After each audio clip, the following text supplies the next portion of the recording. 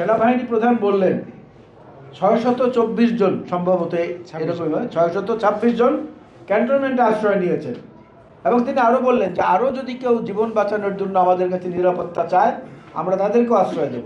খুব ভালো কথা, মানবতা দেখিয়েছেন। এখন সেই 626 জন কোথায় গেল?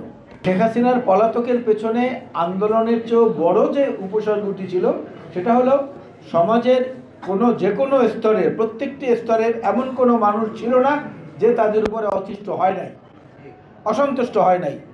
একদম দিনমজুর থেকে শুরু করে সর্বোচ্চ পর্যায়ের কর্মকর্তা পর্যন্ত কিছু সুবিধাবতী হালুয়া রুটির অংশীদার যারা তারা বাদে তাদের সম্মিলিত আন্দোলনের ফসল হচ্ছে এইটা।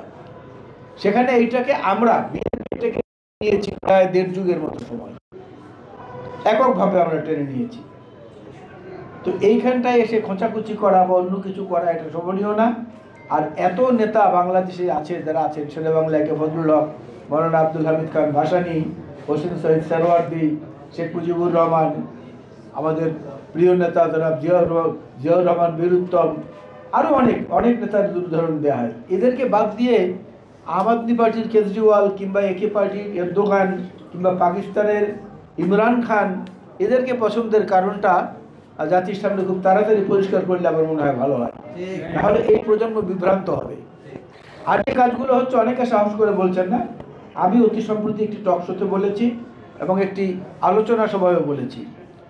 কথাটি হলো যে সেনাবাহিনী প্রধান বললেন 624 জন সম্ভবত এরকম 626 জন ক্যান্টনমেন্টে আশ্রয় নিয়েছেন এবং তিনি আরও বললেন যে আরও যদি কেউ জীবন বাঁচানোর জন্য আমাদের কাছে নিরাপত্তা চায় আমরা তাদেরকেও আশ্রয় দেব। খুব ভালো কথা, মানবতা দেখিয়েছেন। এখন সেই 626 জন কোথায় গেল? পরবর্তীতে কেন জানানো হলো না যে তারা কোথায়? বাতাসে তো অনেক গুঞ্জন আছে, অনেক রকমের কথা আছে যে বড় বড় কর্মকর্তারা কেউ, সীমান্তরক্ষী যারা আমাদের আছেন তারা, কিংবা এই সেনাবাহিনীর মধ্যেও যদি কেউ তাদেরকে পার করে দিয়ে থাকেন, সেটার তদন্ত হওয়া উচিত এবং সেটা প্রকাশ করা উচিত। কারণ যারা মানুষের রক্ত শোষণ করে এই দেশটাকে নিঃস্ব করে দিয়েছে অর্থনৈতিকভাবে, সামাজিকভাবে, মূল্যবোধগতভাবে, তাদের তো বিচার না করে কোনো উপায় নেই। বিচার করতেই হবে, না করলে সেটা জাতির সঙ্গে প্রতারণা এবং বেইমানি করা হবে। আমরা সেই প্রশ্নটা জানতে চাই।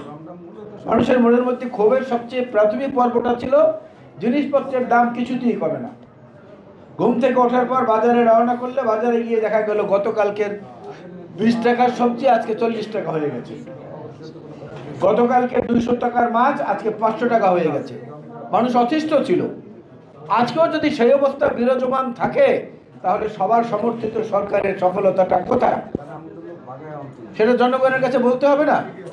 গণতন্ত্রের অর্থটা কি? গণতন্ত্রের অর্থটা হচ্ছে আপনার সর্বোচ্চ জবাবদিহিতাটা, এবং এই সর্বোচ্চ জবাবদিহিতাটা একমাত্র রাজনীতিবিদ বাদে আর কারো নাই। ব্যাকরণগতভাবে চিন্তা করে দেখেন, একজন সচিবকে আপনি জিজ্ঞেস করলে সে বলবে যে আমি ফাইলে যেভাবে পেয়েছি সই করে দিয়েছি। একজন পুলিশ কর্মকর্তাকে বলবেন উপর থেকে নির্দেশ ছিল আমি সেইটাই ডিটো করেছি। একজন সেনাবাহিনীর কর্মকর্তাকে বলবেন যে আমার হেডকোয়ার্টার থেকে আমার উপরের বস যেটা বলেছেন আমি সেইটা করেছি। একমাত্র রাজনৈতিক নেতৃবৃন্দের কাছে গিয়ে আপনি দাঁড়িয়ে জিজ্ঞেস করতে পারেন যে এমপি সাহেব বা নেতা কি হলো, আমি এটা পেলাম না কেন? এই যে জবাবদিহিতাটা এবং মানুষের সঙ্গে সরাসরি প্রত্যক্ষ যোগাযোগ, এটা কিন্তু সমাজের আর কোনো পেশার মানুষের নাই, কোনো পেশার মানুষের নাই। একজন নামকরা ব্যক্তি, অনেক নামকরা, আন্তর্জাতিকভাবে বাংলাদেশের জন্য গৌরব, ঠিক আছে, তো দেবতারাও তো মানুষের কাছে অনেক পূজনীয়, তাদেরকেও তো ফুল দেওয়া হয়, প্রসাদ দেওয়া হয়, কিন্তু দেবতাকে হাতে ধরে কেউ কি কিছু দিয়ে দিচ্ছে না পর্যন্ত?